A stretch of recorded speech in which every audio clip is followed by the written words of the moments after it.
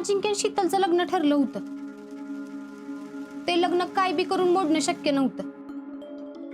मग मी त्यांच्या आधी लग्न करून घरातनं बाहेर जायचं ठरवलं. म्हणून पहिलाच मुलगा आला त्याला होकार कळवला, पण तरी बी घरच्यांचा होकार नव्हता. त्यांच्या विरोधात जाऊन संजयशी लग्न केलं आणि परत घरी येऊन सगळं नॉर्मल केलं. आणि तुम्ही रोज फोनवर राजाशी बोलायचा. दॅट आय नो व्हेरी वेल. चुकताय तुम्ही संचालक साहेब. मी अजिंक्यांशी बोलतच नव्हते. अयो आईला यो काय कहाणी मी नवीन ट्विस्ट. बरं मग पुढं? मी नुसता फोन करायचं नाटक करायचे आणि अजिंक्यन बरोबर बोलतेय असं दाखवायचे. हॅट तरी आम्हाला फोन करायचा ना, आम्ही बोललो असतो. भैया साहेब, योच तर फरक आहे तुमच्यात आणि माझ्यात. समजा मी जर का तुम्हाला कुणाला फोन केला असता आणि जर काय गडबड होऊन तुम्ही सापडला असता तर खेळ तिथंच खल्लास झाला असता. कुणी नव्हतंच म्हणून कुणी सापडल ही भीती बी नव्हती. आता मी एक कानमंत्र देते, तो कायम लक्षात ठेवा. प्लॅन जर का यशस्वी करायचा असेल तर या कानाची खबर त्या कानाला लागू द्यायची नसते.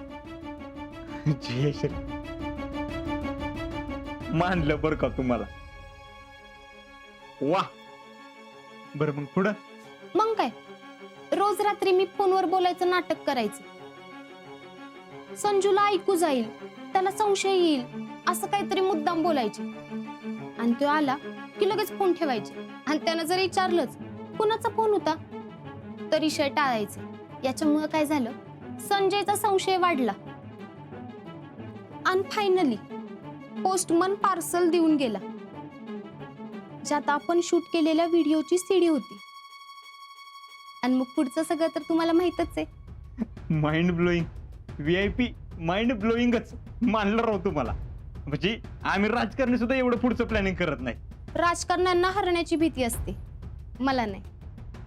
बरं सगळं भारी झालंय बरं का. आता फक्त 2च प्रश्न. ते तर असणारच, विचार. आपण जो व्हिडिओ केला होता तो अजय शीतलच्या लग्नाच्या आधी दाखवला असता तर लग्न मोडलं नसतं का? मोडलं असतं की, नक्कीच मोडलं असतं. आणि त्याचबरोबर तुमची हाडबी. त्यावेळी जर का असं काही घडलं असतं तर त्याचा डायरेक्ट संशय तुमच्यावर गेला असता. तुम्ही असा जो काही शांतपणा करून ठेवला होता की त्यावेळी तो व्हिडिओ बाहेरच काढता आला नाही. माझा बी प्लॅन तोच होता. बरं असो, दुसरा प्रश्न. ते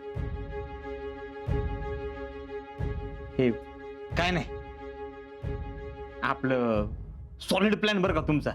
मी काय केलंय, मी पण एक प्लॅन केलाय.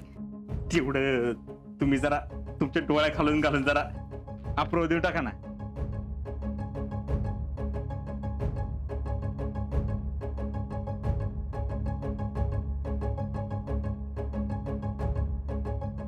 हात पुढे करा.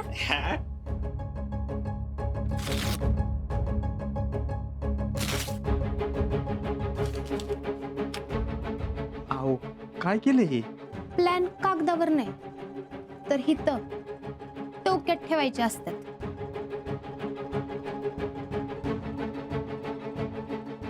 माऊली मानलं बरं का तुम्हाला. पुढं? आता इथून पुढं मी जे काय करीन त्यात मला मदत करा. हा. आणि एक, स्वतःचं नसलेलं डोकं चालवू नका. बरं आता तुम्ही सांगा काय करायचं ते. फक्त एक विनंती,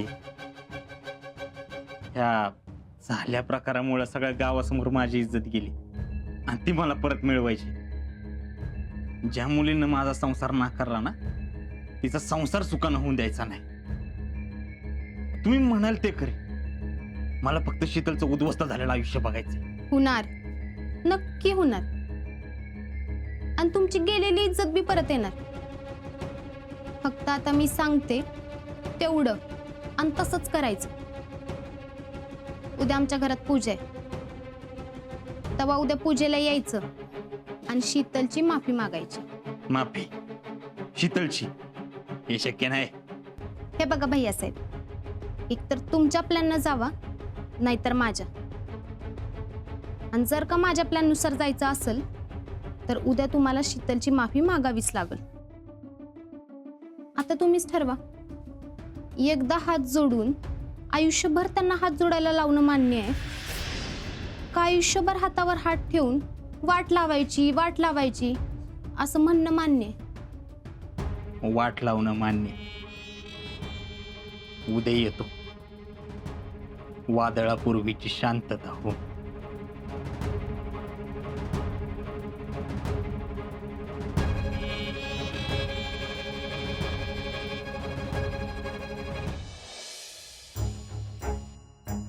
कधी यायचे हे?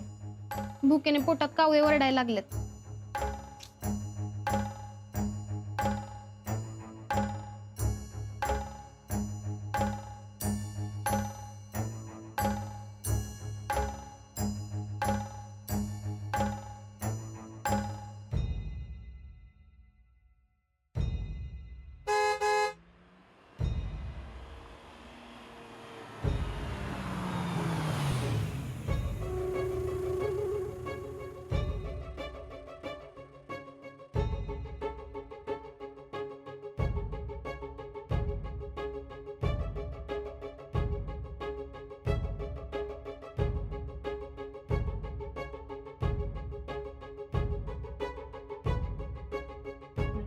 जेडे, अशी का बसलीस ग?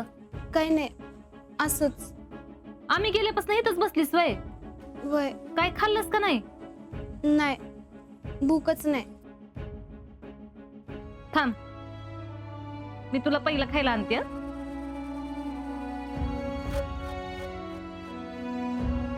परमेश्वरा, माझ्या पूर्वीला कुणाची नजर लागली काय माहित. पण थांब, आता काळजी करू नकस. आता सगळं तुझं चांगलंच होणार आहे बघ. तुझ्यासाठी आम्ही सगळ्यांनी कौल लावला होता, पण आमचा कुणाचाच कौल लागला नाही, फक्त शीतलचा लागला.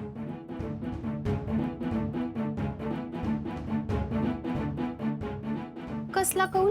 तुझा संसार लवकर सुरळीत व्हावा असा मी देवाला कौल लावला होता आणि देवानं कौल दिला बी. अगं तू माझ्यासाठी कशाला काय मागितलंस? तुझं नवीन लग्न झालंय, तू तुझ्यासाठी कौल मागायला पाहिजे होतास. तू असा कौल मागायला पाहिजे होतास की देवा माझा संसार लवकर सुरळीत होऊ दे. तुझा संसार सुरळीत झाला की माझा संसार आपोआप सुरळीत होईल, नाही का? हे घे प्रसाद घे.